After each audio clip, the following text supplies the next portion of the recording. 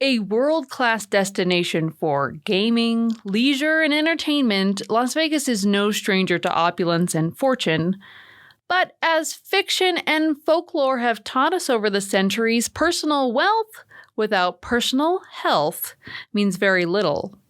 All of us, witness to one of the deadliest pandemics in modern history, we understand just how fragile health can be, not only in individuals, but as an entire population. It's one of the reasons why the focus of this episode is so fascinating. The community is Las Vegas. Public health centers are the focus. This is Public Good, a podcast about public spaces and the people you find there. I'm host Tashina Lascano. Today we're visiting 3 public health centers across the Las Vegas Valley, one in Henderson, one in East Las Vegas, and the other on Fremont Street.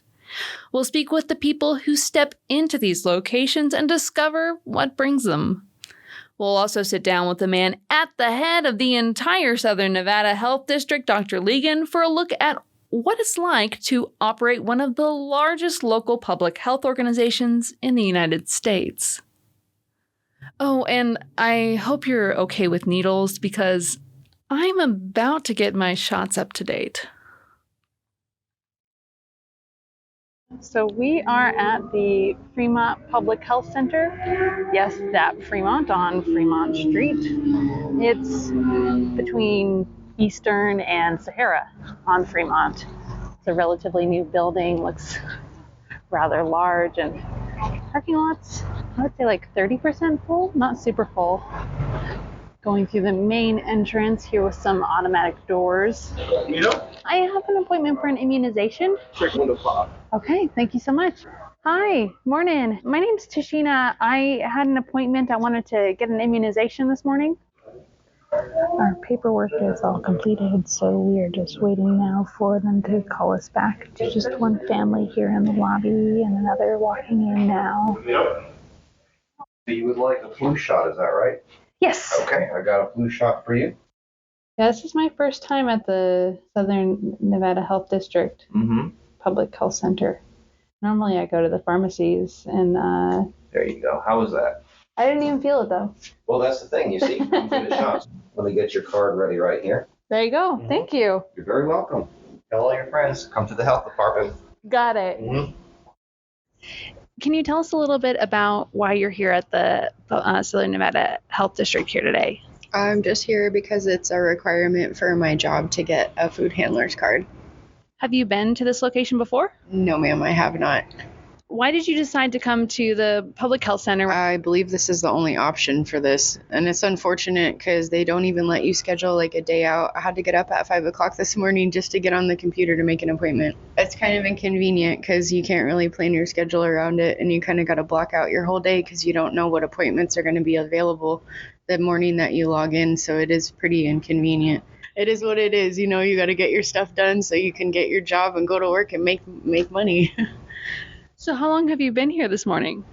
I just got here maybe like 5 minutes ago. But you had to wake up at 5 and then make your appointment, and then you got this appointment time. Yes, ma'am, that's correct. All right. I can finish it. Come back. You said you're here because if you don't come here, you'll get fired. If I don't come get my health card, I will get fired. So I need it.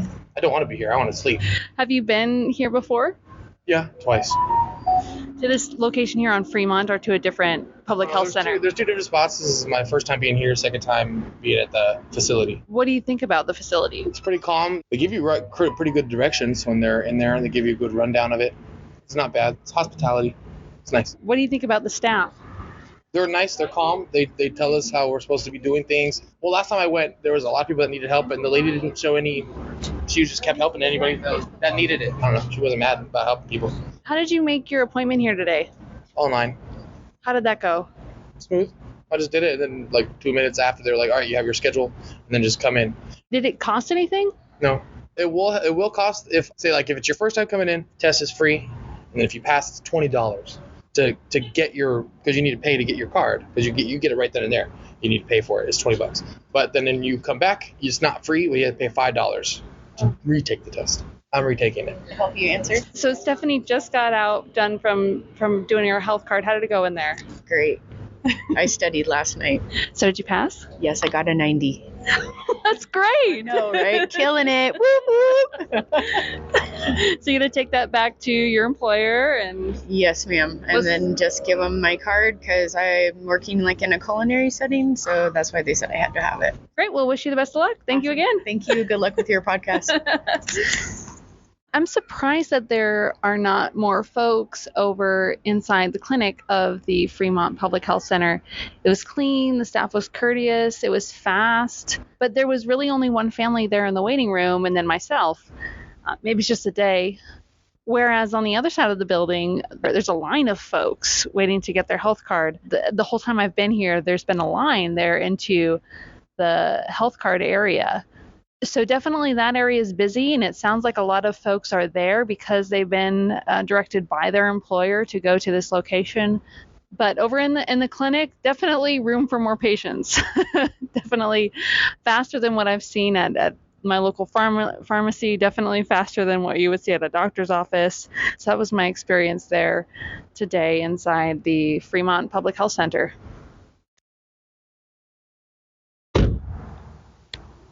Good morning.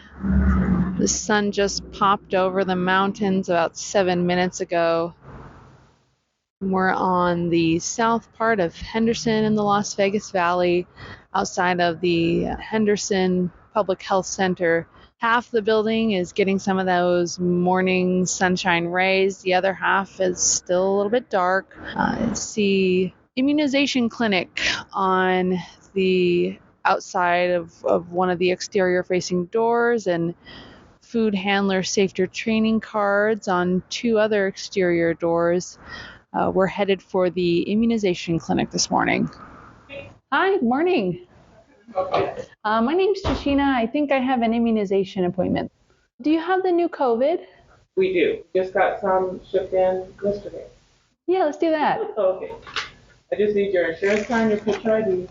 Hi. Good morning. Morning.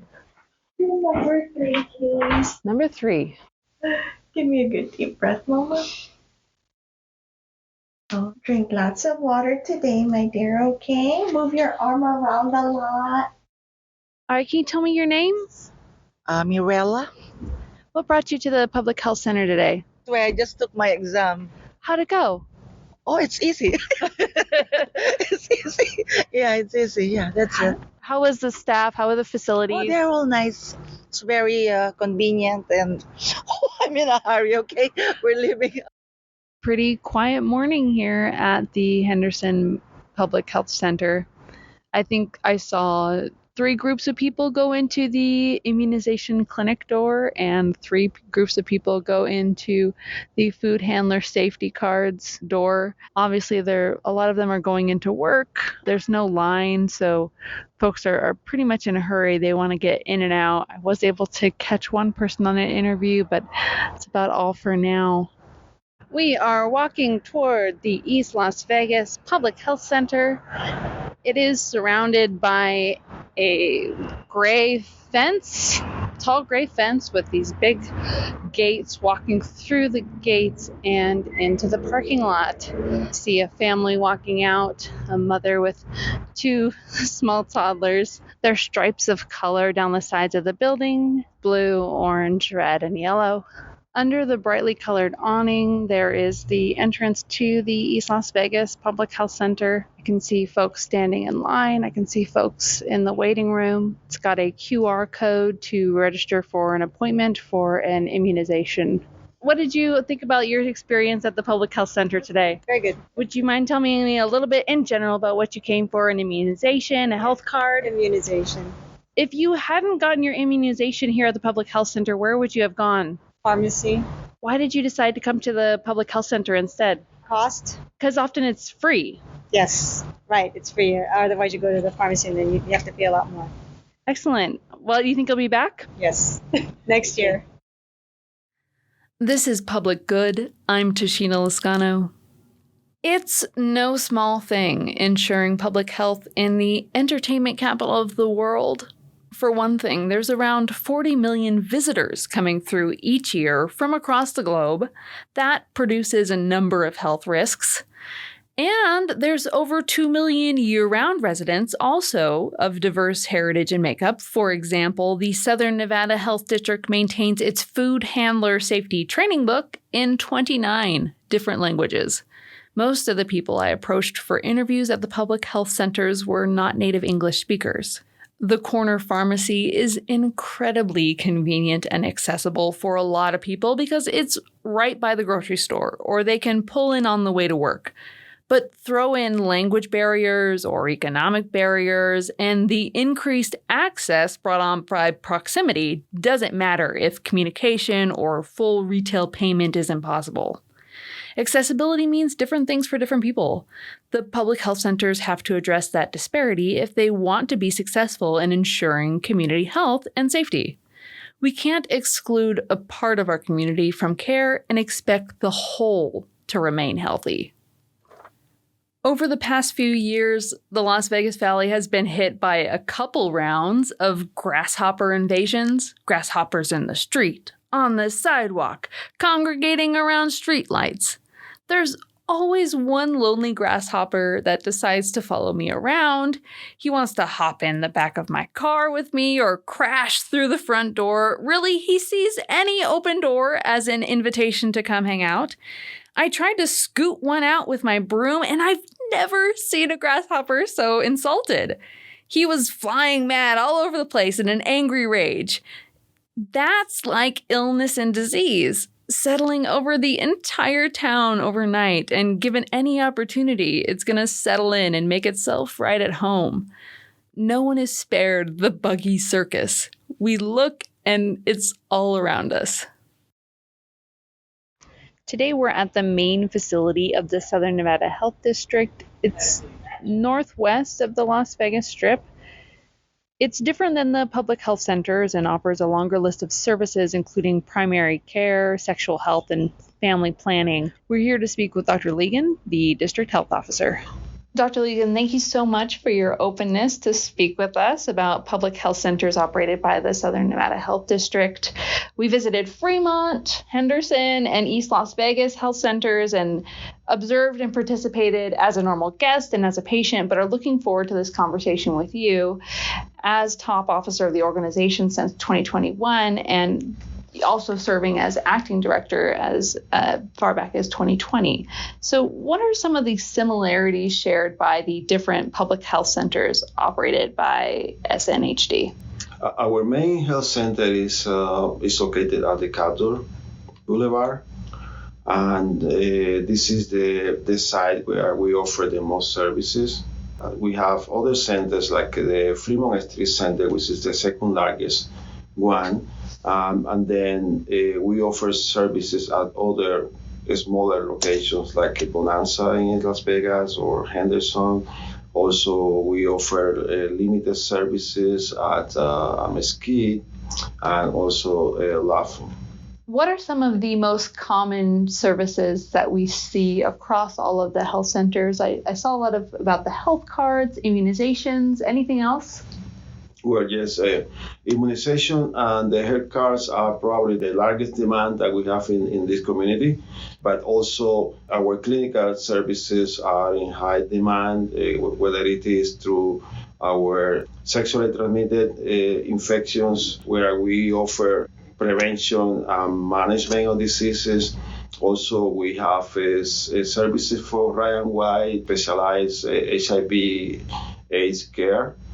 We also have our tuberculosis clinic, which is a reference clinic for the whole community. So providers across the community, they refer the active tuberculosis patients to this clinic. And then, of course, in environmental health, the food inspections that we do are in highly demand because, well, we have thousands of restaurants and places here where people go for food consumption, and also other services that our environmental health division offers across the community, supporting all large events and other activities here. Obviously, there are a lot of companies and nonprofits that also have medical health centers, but the public health centers are just part of what you do. Like you said, you do a lot of different things across the Southern Nevada area, managing disease outbreak, overseeing everything from toxic waste disposal to tattoos to operating labs to reporting on statistics. How do you manage all these different areas to make sure they're each getting their proper support? Well, we have a very specialized team. Our division directors and members of our different teams, they are most of them highly trained in their specific areas. We have several members of our team who have doctoral degrees in different areas of public health. We have a lot of members of our team who have a master's degree, again, in different areas. And also we have individuals trained in other aspects of not just only in health, but also in administration and other services. So most of our staff is highly trained, and that's why they are able to manage those. It's great to have that nice, strong team. Also important is funding. Obviously, I noticed that over half the annual budget is funded by grants. Less than 15% of the annual budget is resulting from charging from services. I don't imagine the goal is generating revenue. What is the goal? We are mainly a public health organization. So our main line of business is not about generating revenues. It's more about delivering services. So we depend heavily in support from the local government, the state, and of course the federal government. So generating revenue directly from the civilians is not secondary. It's far down the list of priorities. So why charge at all? Why not make everything free? Well, because again, our priority is prevention. So in order to be effective in prevention, you cannot add barrier to that kind of service. Or we shouldn't charge for most of those preventive activities. And again, that's the core of our work, and that's our mandate from this community. In the last 3-4 years during the pandemic, our federal funding has increased, which is good news, and that allowed our organization to respond to the COVID pandemic and be able to effectively manage that response. But once the pandemic goes away, or just like right now is slowly going away, those funds also tend to disappear, and that's where the risk is coming. Who decides what services are offered? I would say this is something that our team, also in collaboration with the Board of Health, we work with the Board of Health, which actually has representative elected officials from each of the 5 jurisdictions. They are active participants in what we do, and they help us, providing direction to this organization. Basically, we work with them, and also we look at the CDC and other federal agencies' guidelines, and that's how we create our priorities and try to help the community that way. You've mentioned a lot of political type representatives, and I know that you also have a strong medical background, doctor. So Sure. How does that help you in your role in decision making? Being a physician helped me because also my training is mostly public health. So I completed my preventive medicine training in Maryland at Johns Hopkins University, and also during my medical practice in Cuba, I also completed the preventive medicine training over there. And I have been doing public health for more than 30 years, so kind of getting some experience there. And of course, feeding from my peers here and members of our team. As I said before, we have a highly qualified team here at Southern Nevada Health District, and that's really what makes our organization stronger.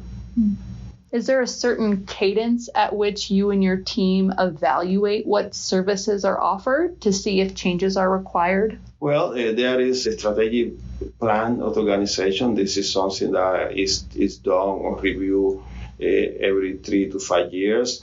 And also every year, our team meet and discuss priorities. We look at our organizational performance during the recent year or months, and then also we look at new threats that might come through the community, and also we feed from information from the state authorities, but also from the federal government, the guidance coming from institutions such as the CDCs or Homeland Security, where we also have a lot of work that we do through our public health lab, supporting Homeland Security related investigations. And of course, we receive feedback from members of our community about items that are of concern from them, and also we plan and act on that.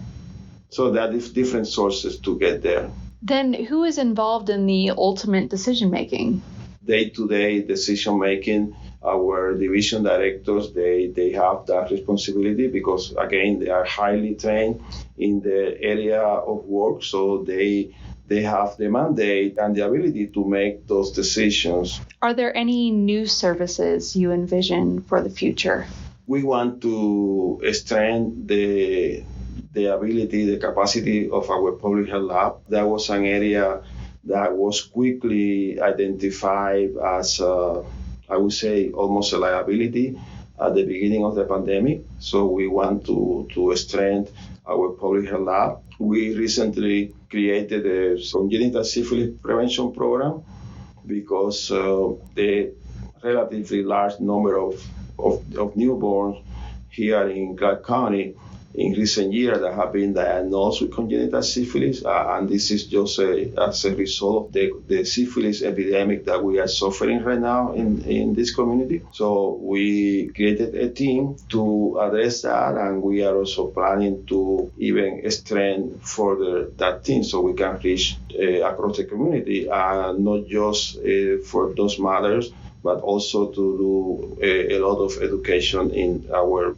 primary care providers, and also try to find ways to increase access to care for those mothers who are not looking for care because different reasons.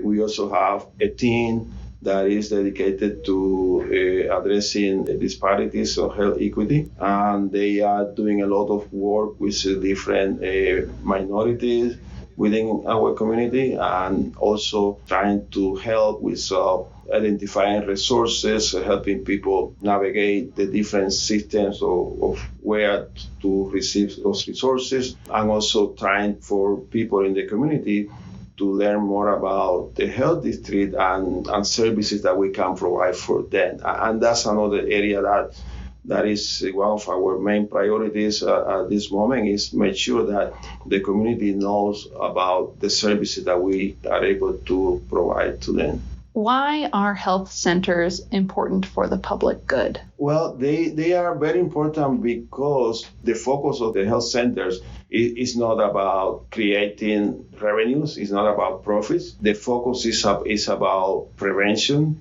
and health promotion, is protecting the community, is making sure that we have a highly trained individuals in the community who are able to identify threats, whether it is biological threats or some other man-made threats. Also, the importance of delivering health education interventions in the community. So public health centers are a great resource for any community, and it's a service that people is unable to see the immediate result, because what we do is more about avoiding negative things to happen. So that's really our success. When nothing is happening, we're being successful because we are somehow preventing those from happening. This is Tashina Lascano. You're listening to The Public Good. When I fall behind on my health checkups or decide maybe I'll just wait to see how it goes before I sit down in a hospital waiting room, I often blame it on outside forces. Too busy, too far away, too many fees, too much paperwork, too much hassle. Recently, I've been wondering if those excuses are a front for a deeper personal reason in me. I've been going back and forth between two polar opposite explanations on why I deny myself preventative care. One is that my self-obsession and human need to manage fear of harm cause me to overestimate my odds of receiving a clean bill of health. So without evidence, I assume my odds of cancer are lower than the general population, just as my odds of winning the lottery are higher. The opposite explanation is that my self-hatred and human feelings of shame cause me to believe I'm unworthy of the time, effort, and attention involved in personal preventative care. So despite evidence of the merits of preventative medicine, I voluntarily deny myself from deep-rooted beliefs that I'm not worth the trouble. Neither reason is reflective of reality. The truth is that no one is immune from health issues. We all have potential to unwittingly spread illness and disease in our communities, and the most effective method to solving health crises is to keep them from happening in the first place. It's only the most disciplined among us who continually act on that truth unaided, always remaining loyal to personal preventative care without outside prodding. So much of preventative treatment is driven at the urging of others. It's only at the urging of a friend or family member or employer that we go ahead and make that appointment. Preventative care is what's at the heart of our public health centers. Maybe that's one of the reasons there's so much room for more patients. And like those tiny toddlers at the East Las Vegas Public Health Center, we're not going without a mama figure tugging us along. It's probably time I grow up and own up to my responsibility toward maintaining a consistent preventative health regimen. And if not for myself, for the people I care about, for the people on Fremont between Eastern and Sahara, people in the western shadow of Henderson's River Mountains, for people in one of many thousands of area restaurants. The area is Southern Nevada. The community is Las Vegas. I'm host Tashina Lascano. Join me for the final episode where we're going for a ride on the blue and bronze buses of the RTC, chatting with everyday commuters to stadium-bound sports fans for a street-level view of the Valley's bus system. Plan to tune in. Thank you for being part in the public good.